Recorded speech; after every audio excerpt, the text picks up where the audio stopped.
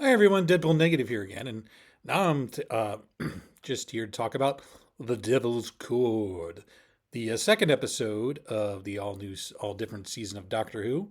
And I have to say, this was, especially following I watched it back to back with Space Babies. I have to say, what was interesting about this episode, it still felt like it was for kids, mainly for kids. It still felt like it was leaning too hard on magical realism, but it just even like bizarrely, even though it's exact same writer, um, it felt like a much more confident, assured, episode, well executed episode with some really cracking effects.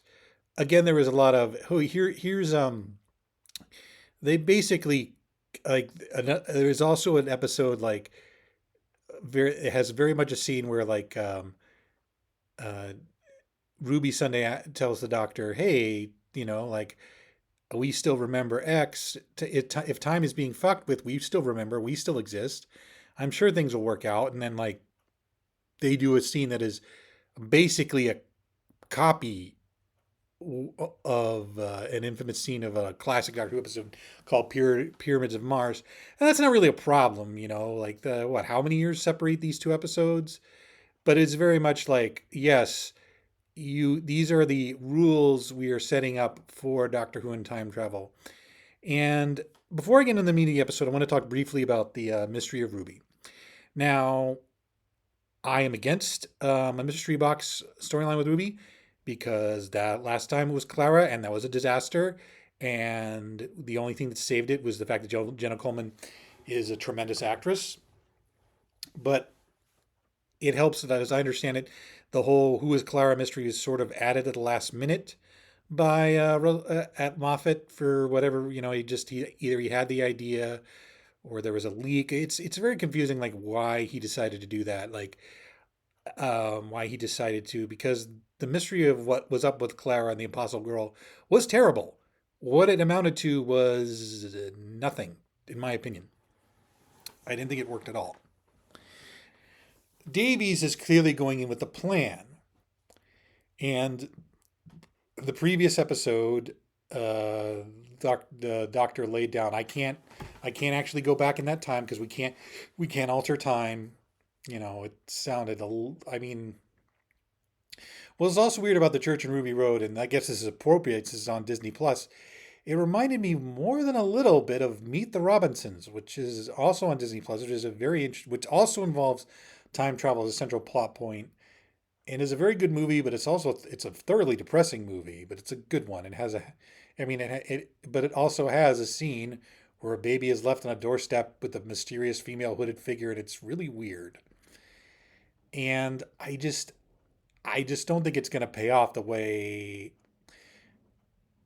Okay, like pretty much at this point, everyone thinks it's who Ruby is either the daughter of or somehow connected to Susan, the doctor's granddaughter, who may or may not be dead.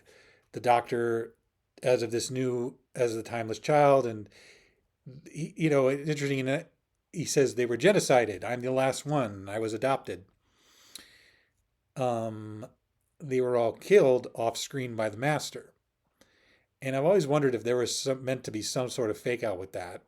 Apparently there wasn't, but they were all killed off screen. The doctor went to Gallifrey and there was no one there. And the doctor just said, "Oh, I've killed everyone." So just a thought. There is a reference, not to get ahead of myself, but there's a reference to a character and I just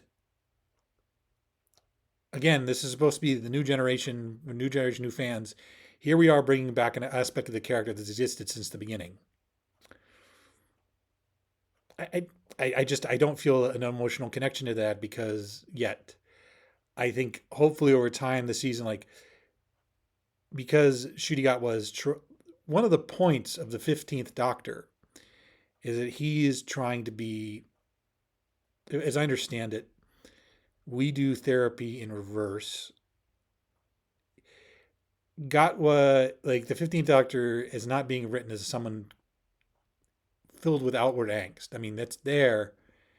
I mean, one of the stronger aspects of The Church on Ruby Road is the ending where he's like, if this girl comes with me, she's going, something bad will happen to her, but and I bring bad things happening to people, but of course she comes with him anyway. I mean, I thought that was well done. But I don't get the sense that the doctor is really lonely, or like when the doctor was confronted with the possibility of the master returns, master was alive. It was a great moment because like it was also like, hey, I'm not the last Gallifreyan. Also, oh my God, the worst Gallifreyan, the other Gallifreyan is the worst Gallifreyan ever. And no, I don't think the master has anything to do with this. That said, I wouldn't have put it past Davies to just pull the master out of his hat just for funsies. Um, but if it's Susan, what does that mean? I, I can't really bring myself to be excited or unhappy about it. I'm drawing a blank. Like the new viewers that Davies is aiming for is not are not going to know who Susan is outside of the doctor saying, "Oh, she's my granddaughter." Okay, and yeah, it's kind of weird. Oh, yeah, I had a granddaughter. She's dead, as opposed to the way the 10th Doctor would talk about it. But then that's kind of the point. The 15th Doctor is supposed to be the happy one, while the 14th Doctor is doing all the "Hey, I'm depressed." I don't know. That was the way I read the ending of the giggle. In any case, so the Devil's Chord starts with, and this is the interesting thing, like because we're stuck with the timeless child, which essentially to me makes the Doctor a little literal god instead of like close to a god, is the way, like I mean the way say you would say Sylvester McCoy played him, a master manipulator, but essentially a god. And since we're stuck with the timeless child, which kind of sets it in canon that the Doctor, well, it's the doc. It's the only logical next step is to what I find kind of neat, a kind of a neat idea. Like, what if the Doctor had his own version of functionally the old ones? The toy maker defeating the toy maker, the return and the defeat of the toy maker brings out entities that are super duper powerful, that can bend reality to their will. And I mean, the toy maker was the toy maker. The toy maker himself says to the Doctor at one point, "I made a jigsaw of your history," and that's essentially what the Maestro does. The Maestro is played by a drag performer named Jinkx Monsoon, and I should correct myself there. The I understand Monsoon refers to themselves by she, her pronouns. The character refers to themselves and they pronouns. But I'm not going to get too broken if I miss it. But I'm going to try and say they. They, the Maestro, is sort of a. I want to say they basically want all of music for themselves. They feed on musical energy. They feed on. In 1925, a mysterious man, not a mysterious, a music teacher, somehow hits what is known as the Devil's Chord. And the Maestro says, "Wow, you're a genius. You hit the Devil's Chord. And by the way, that brought me out, and I'm going to kill you." And it's I would say it's kind of like in the term with the way the toy maker tried to turn anime into games. The Maestro uses music as a way to, how to put this, sustain itself. Like it just wants it's greedy. They want everything for themselves. They love music, and they just want to. What's interesting, basically, what they start doing is over a period of decades, because the opening sequence takes place in 1925, slowly drain any musical knowledge and ability from humanity. Where the Doctor and Ruby come in. Well, the Ruby, like any 19-year-old girl would do in 2024, would say, "Hey, let's meet the Beatles," and they go on to meet the Beatles, and they find they go to the classic EMI recording studios, and I gotta give props to the costumer. Like I think Millie Gibson and Shooty Gatwa's outfits in this episode are fantastic. I mean, especially Shooty Gatwa, like that suit was amazing. I was just like I was grinning, like like there's a point where it's like, well, we got to get. She says, Ruby says, we got to get changed. He's like, oh boy, I can get you clothes. And it was just really, and they just wander around. Of course, they just barge into EMI recording studios. I mean, it was the '60s. Who cares about actual security? And they find everything sucks. Everything sucks because like no, like everything's kind of tuneless, kind of toothless. There's no passion. There's no excitement, and and the actors playing. It was funny. The actors, an actor named Chris Mason played John Lennon, and an actor named as a George Capel played Paul McCartney. Because as is pop culture, there's only Lennon and McCartney. George Harrison was really good. So the Ruby and the Doctor talked to Paul and George. And it's funny, both actors are off model. They're quite good, particularly Chris Mason as John Lennon. But what's fascinating is Ru, um, the maestro didn't make humanity forget music. The maestro made humanity leave music behind. None of them understand it anymore. None of them think it works. None of them like it. They all just think it's all tuneless. Like they want it to be as soft and um, bland and toothless as possible. And the McCartney guy even says like, look, this is probably our last recording session, the last album. Nobody cares about music anymore. Like they all think it's immature. They think there's actually a line where the Doctor says, "Have you ever tried dancing without music?" And it's like it's just fascinating because like, and also quite beautiful because music. Ruby says is like Ruby questions like, well, things will still work out. Things won't they? Because I'm here and you're here. And then we get the rip-off scene from Pyramids of Mars, but it's a beautiful bit where like there's a scene where the John Lennon character says like, I don't care about music anymore, but I keep having this dream about this note, and I just like, even though the maestro has sucked all the passion out of music from humanity, like in their minds they still feel it. Again, Chris Mason does a really good job. Like there's this monologue the John Lennon character says like, I still hear these notes and I know they're wrong. I don't need them. I know we've outgrown them. There's a pause. He says, then why do I still wake up crying? This is a really, again, really well delivered by Chris Mason. If he actually looked like John Lennon instead of a guy with just a guy with a bowl cut.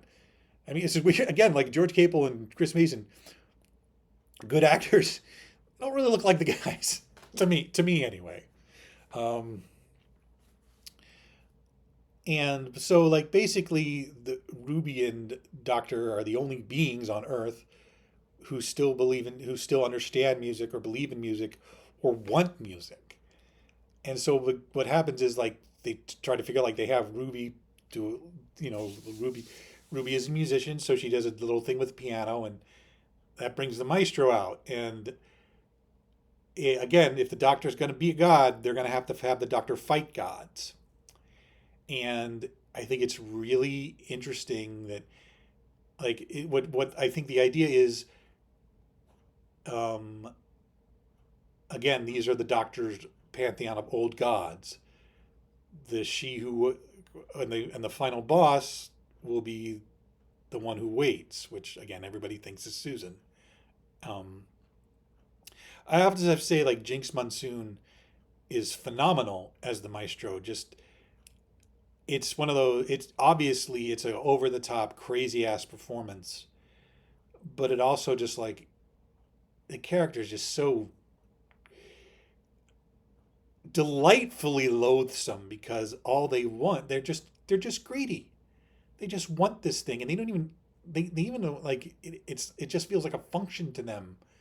They're an egomaniacal a dope, and it's like, and the doctor, for all the doctor's abilities and smarts, the doctor. What's interesting is the doctor and Ruby basically create music to fight, you know, the maestro. And as good as the doctor is, I think Davies is like he's there's a scene where the doctor's scared, like scared in a way they haven't been in a long time.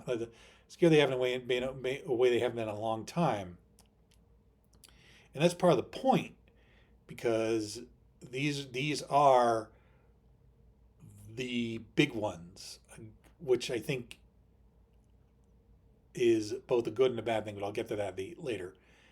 And again, there's really some wonderful effects work here with the way the musical notes sort of fly around, and once you really want, what's interesting is, as entertaining as the maestro is, you really want to see them punished for being such a greedy entity. um and I mean, because I'm not really into the drag performing scene. I know they are, like, Monsoon, Jinkx Monsoon is a very popular drag performer. um but they really just grab it with both teeth, and it's just really good. And but what I felt was really fascinating. I'm gonna sort of basically what happens at the end. I'm gonna be vague about spoilers because I think you would enjoy this episode. The doctor doesn't necessarily save the day. What the doctor does, the doctor and Ruby, I should say, the doctor and Ruby, um, they their act of trying to bring music back to the world inspires others, and they're essentially rescued by humanity's own artistic impulses. Something happens where a certain persons, I should say, can't ignore the repressed notes in their head, and they hear that note and they need to express it. I thought that was a kind of a wonderful little bit there, like, um, just like humanity's essential goodness, the need to express themselves, is what helped destroy this monster. And the maestro is a monster, and I was really impressed with that. I really was like that. That just made me feel really. And again, once again, Judy Gottwald does a really good job, like, just being scared, the doctor being scared, and the doctor being confused that he's being scared. Like, the doctor kind of like he's not. And I should say, there's a. I also want to talk about Millie Gibson. I think so far this is Millie Gibson's. I mean, this is her third episode, so she did a really good job acting in this episode. Like again, she didn't do much. Like, she would just do reaction. There's a lot of this is good. Like, when she finds out, like when she hears from, like what happened, how music isn't, like, she does she just, like, a silent reaction that's really just really well done. And when they do the Pyramids of Mars ripoff scene, I mean, like, she collapses, like what they see in a world where music is slowly being drained away. It's a beautiful, beautiful, like, she just breaks down in tears, and it was just really well done. And again, and then there's something at the end of the episode that I think probably made a lot of people unhappy. I wasn't like they didn't do a musical number, and it goes on way longer than it needs to, but it looks great. But again, it's just like this series is being brassier and bigger and bolder than it's ever been before. It ever was under Davies, and I'm not entirely certain that's what audiences want or they're going to necessarily respond to. But I respect Davies' decisions to do such that. So we've got two down in this season of Doctor Who series, whatever. Um, and I have to say, I dislike Space Babies intensely. I really enjoyed this episode intensely. I think there's a lack of depth that is, it just doesn't feel as deep as Davies at his best or Moffat at their best. And Chibnall was deep as a puddle. But again, like it's also very entertaining. The Devil's Chord is very entertaining, and it has a good. Yes, again, I think we're probably going to see more of this Chris Mason guy. I was annoyed that, like, yes, I know Lennon and McCartney are geniuses, but George Harrison was there too. He was a good singer and writer on it. I like George Harrison's solo stuff. Sorry, I've had this weird sensitivity about this ever since I saw Yesterday, and like if I lived in a world, if I lived in a world and found out George Harrison was alive, I'd visit him, not just John Lennon. But that's a story for another time. So we have one miss, we have one hit. And who's writing? And Davies wrote 6 of the 8 episodes this season. And who's writing next week's episode? A guy named Stephen Moffat. I have to say, Stephen Moffat's last episode of Doctor Who was essentially about how being the Doctor was killing the 12th Doctor. And now he's back with a story where the Doctor steps on a landmine. Look, from the trailer, it looks like the Doctor steps on a landmine and is stuck on that landmine for the entire episode. Stephen Moffat is back, baby. Anyway, like and subscribe, hit the bell for notifications, and I hope you enjoyed this episode, and I will talk to you later.